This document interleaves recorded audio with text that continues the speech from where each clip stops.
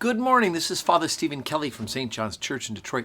And we're continuing our series of daily morning meditations where we generally look at one or another of the lessons that are assigned for morning and evening prayer, what is known as the daily office lectionary. Well, we are now completely into our Epiphany season, right? We had Epiphany fell in the middle of last week. We had kind of a mishmash of readings assigned for the couple of days until Sunday. And now we are back into looking at various lessons that are assigned for morning and evening prayer that generally run pretty sequential from Monday through Saturday. Sunday readings being more supportive of the Sunday theme for the Sunday Holy Communion service. But the lessons now appointed, we're going to work our way through various of the books. We're going to work our way through St. John's Gospel. We're also going to work our way through the Book of Proverbs, which is what I want to talk about today, also the letter to the Ephesians. The lessons that are assigned at morning prayer begin with the Book of Proverbs. So what is the Book of Proverbs? Well, it is a book of teachings. It's a book believed to be compiled of sayings that would have been given to children to learn in class for them to learn their ways of living with the Lord as well as living in a good and proper society. The beginning of the Book of Proverbs actually begins with the sentence, the Proverbs of Solomon, the son of David, king of Israel. But there's a lot of belief that, in fact, if the author isn't actually Solomon, it's certainly in that kind of same wisdom of Solomon type of genre. And more modern scholars go back and forth and believe that there's 4 separate books that have been compiled to be called Proverbs. I find it interesting. The Proverbs are right after the Psalms. And, of course, the Psalms are the prayer book of the church, and we're the prayer book of the Jewish people as well, and we continue to use them as the backbone of our prayer in morning and evening prayer.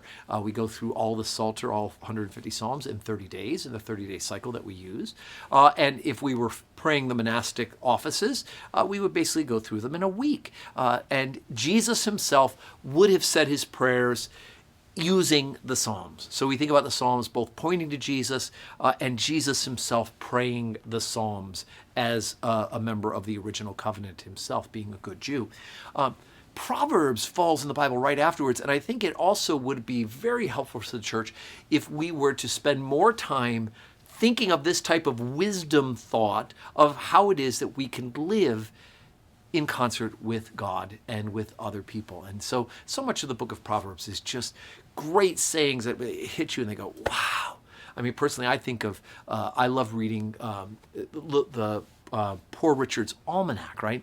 And all those wise sage type sayings that Ben Franklin said, right? Early to bed, early to rise makes a man healthy, wealthy, and wise. My poor children hated hearing me say that every night as I would send them up to bed at a decent hour. But it is true. Well, the Proverbs are certainly divinely inspired and want us to learn how to live lives in concert with how God has created us. So today, the first lesson, they jump and start at verse number 7.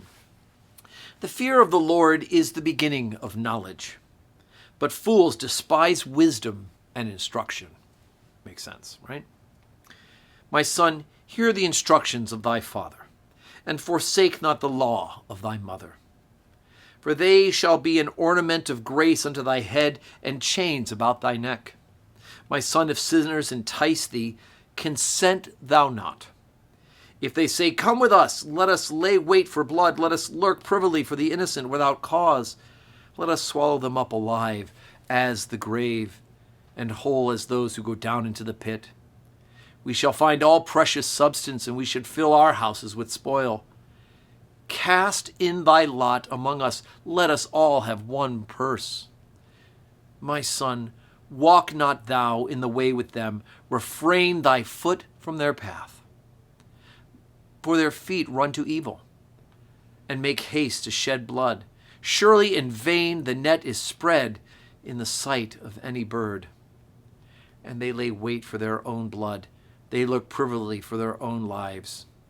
So are the ways of every one that is greedy of gain, which taketh away the life of the owners thereof. All right, so we start off with follow the advice of your mothers and your fathers. Now, young folks watching this video are going to go, oh, Mom and Dad don't know anything. And then suddenly you get to be 24, 25, 26, and you suddenly realize your parents might have some wisdom based on experience. And God willing, that is both true and it comes to truth for you to believe it as well. But then, of course, the author then talks about not only are your parents wise and you should follow their advice, their sage advice, and we don't just mean blood parents, but those who've come before us. We learn from their good and from their mistakes, but also with those who have evil intention, those whose wickedness and sinfulness is intended, you should definitely avoid them like the plague. So anyways, we've gotten a good start in Proverbs. Today is Monday.